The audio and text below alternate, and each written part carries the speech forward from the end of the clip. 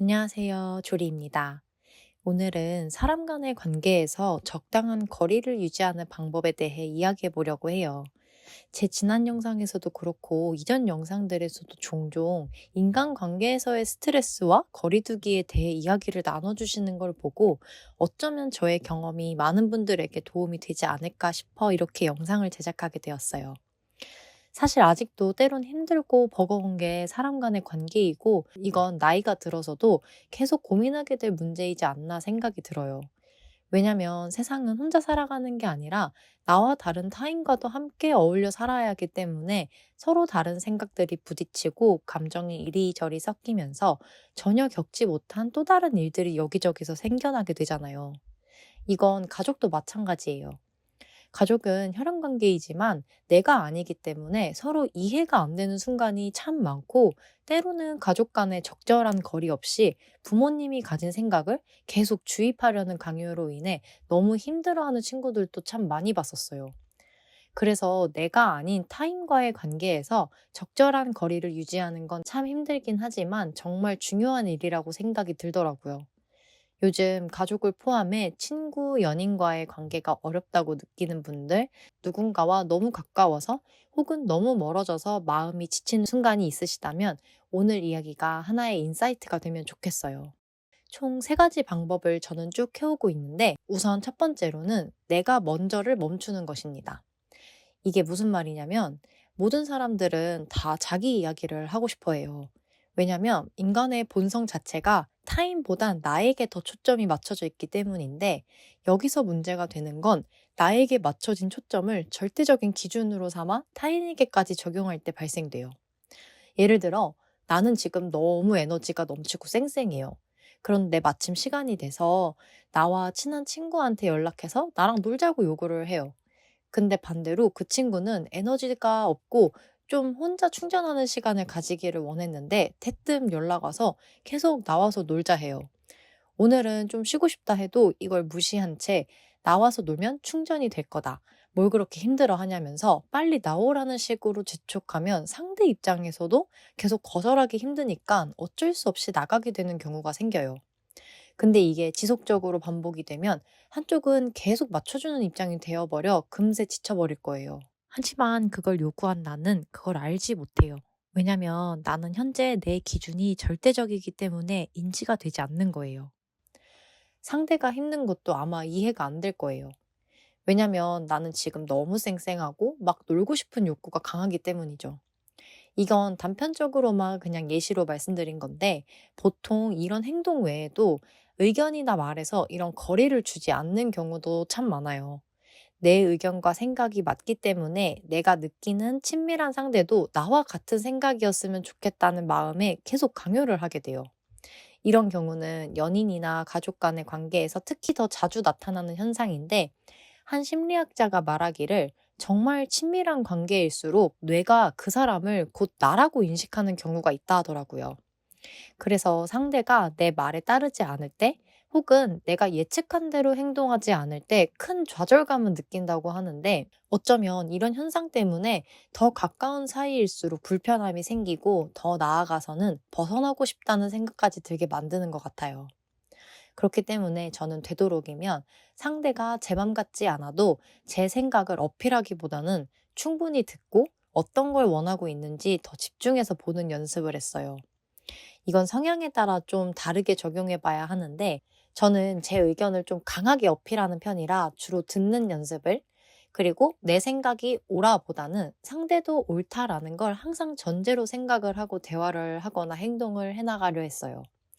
내가 가진 기준이 있듯이 상대도 그 사람의 기준이 있다는 걸 항상 생각하니까 저도 알게 모르게 더 조심하게 되고 그 사람의 영역을 지켜주게 되더라고요.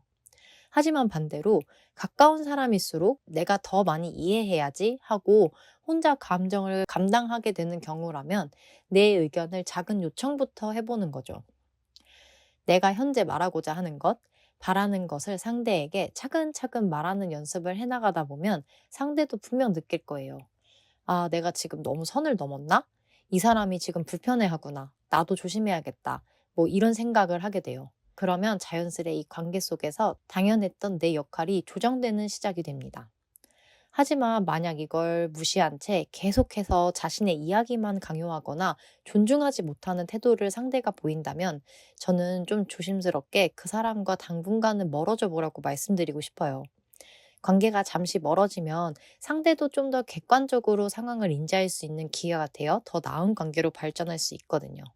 두 번째로는 상대와의 거리가 곧 사랑의 부족함은 아닌 걸 인지하기입니다. 이 말이 뭘 의미하냐면 거리두기에 대한 죄책감을 내려놓으란 뜻이에요. 우리는 보통 상대방이랑 거리를 두는 걸 죄책감으로 여기는 경우가 많아요. 내가 너무 차가운 건 아닐까? 사랑이 식은 걸까? 하고 불안해하면서 어떻게 해서든 지나치게 가까운 거리를 유지하려 해요. 하지만 첫 번째에서도 말했듯이 상대는 내가 아니기 때문에 너무 가까워지면 오히려 불편한 상황이 지속적으로 일어나요. 아이러니하게도 말에 상처를 받고 내 영역을 침범당한다고 느끼게 되는 거죠. 왜 우리가 흔히 과식을 하거나 폭식을 하게 될 때면 항상 탈이 나잖아요. 근데 여기서 막, 아, 내가 음식을 더 먹었어야 하는데 하면서 죄책감을 갖거나 혹은 절대 체하면 안 돼. 그럼 큰일 나. 하면서 막 스트레스를 받지 않잖아요. 오히려, 아, 나 폭식했구나. 다음에 좀 조절해서 덜 먹어야겠다라고 생각을 하겠죠. 관계도 마찬가지인 것 같아요. 적당한 거리를 두는 건 감정이 식어서가 아니라 지속 가능한 관계를 위해 일부러 여백을 주는 것임을 스스로 먼저 인지해야 돼요.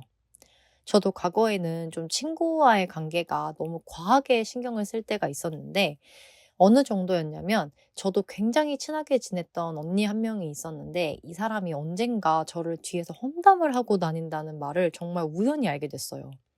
그래서 너무 큰 배신감과 '어떻게 그럴 수 있지?' 하는 분노가 차올라서 막 그 언니한테 가서 따졌는데 막상 화를 내니 엄청 미안해지더라고요.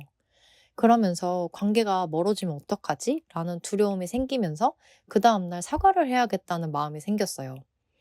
그래서 다음 날 그 언니를 마주쳤는데 저를 보더니 그냥 투명 인간 취급을 하면서 지나가더라고요. 그래서 제가 뒤따라가서 미안하다 사과를 하고 다시 관계 회복을 하려고 부단히 노력을 했었어요. 그런데 어느샌가부터 정말 불편하리만큼 미안한 상황이 생겨도 그 언니는 저에게 미안하다는 말을 하지 않고 오히려 제가 미안해해야 할 것 같은 상황을 만들어 가더라고요. 그렇게 몇 년을 지내다 주변 친구로부터 조언을 받고 '아 무언가 잘못됐구나.'라는 생각을 하면서 제가 그동안 쥐고 있던 '내가 관계를 깨버리는 게 아닐까.' 하는 그 죄책감을 내려놓고 오히려 연락을 하지 않고 좀 거리를 두면서 지냈어요. 과하게 그 사람을 신경 쓰지 않고 소통의 빈도를 줄여 연락도 그냥 생각나면 안부를 묻고 그리고 다시 제 생활을 하니까 정말 신기하게도 그 언니가 저를 대하는 태도가 변했고 저도 관계에 대한 집착이 사라지고 거리를 두는 것 자체에 대한 죄책감도 없어지니까 상대를 더 편하게 대하게 되었어요. 어쩌면 거리를 두지 못하고 힘들어하는 건 내 안에서 '저 사람을 밀어내는 건가?' 라는 죄책감 때문일 수도 있어요. 거리두기를 거절이나 냉담함으로 해석하지 말고 이 마음을 좀 편하게 생각한다면 내 행동도 자연스럽게 적절한 관계의 거리를 찾아 움직일 수 있습니다. 마지막으로는 나만의 시간을 알리기입니다. 이건 제가 작년쯤에 여러 이유 때문에 사람을 만나는 게 좀 지칠 때가 있었어요.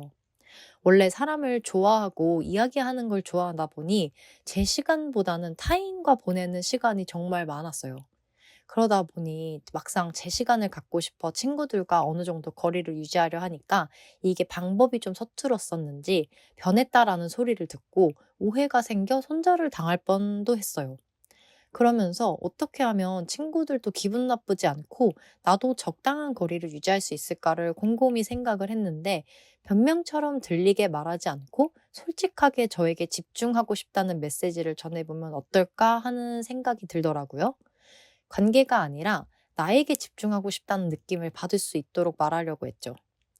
그래서 가장 먼저 했던 말이 요즘 새로운 루틴을 만들어 보는 중이야.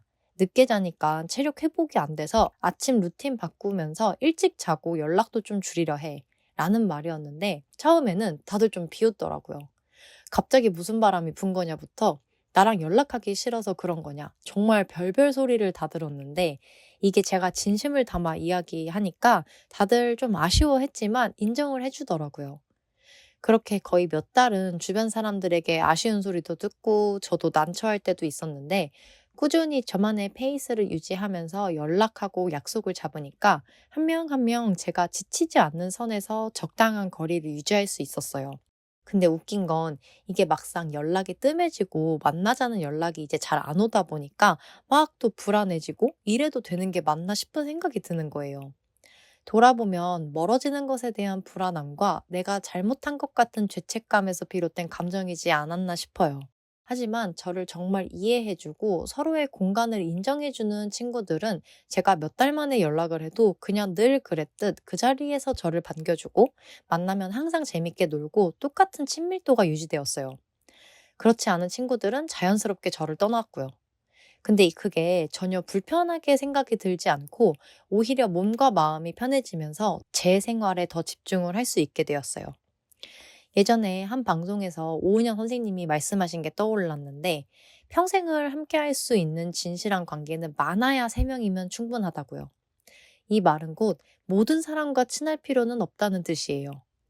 잘 맞지 않는 사람이나 나의 공간을 배려하지 않는 사람들이 있다면 어떻게 해서든 그 관계를 유지하려고 참으며 무리하지 마세요.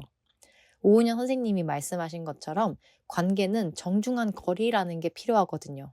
거리를 둔다고 사랑이 사라지는 건 아니잖아요. 그 숨막히는 거리가 있어야지만 유지되는 관계라면 서로를 힘들게 하는 관계일 거예요. 그렇기 때문에 진정한 우정과 사랑은 오히려 적당히 떨어져 있어야 오래 갈 수 있지 않나 생각이 들어요. 관계는 때로는 붙잡기보다 그냥 자연스럽게 놓아주는 연습이 더 큰 사랑일 수 있어요. 억지로 불편한 걸 감내하면서 관계를 유지하기보다는 서로의 방식과 거리를 존중하는 관계가 서로 성숙해지는 길이 아닐까 싶어요. 혹시 오늘 누군가에게 너무 가까이 다가가려 애쓰셨거나 상대와 어느 정도 거리가 필요하신 분들은 오늘 제 이야기를 발판 삼아 한번 여러분들만의 건강한 거리를 다시 그려보세요. 분명 더 성숙하고 건강한 우정과 사랑의 관계로 나아갈 수 있을 거예요. 이 외에도 여러분들은 어떻게 타인과의 적당한 거리를 유지하고 계신가요? 댓글로 여러분들의 경험을 공유해 주세요. 저도 많은 분들의 이야기를 듣고 그 경험을 구독자분들과 함께 나누고 싶어요. 그럼 우린 다음 영상에서 만나요. 안녕!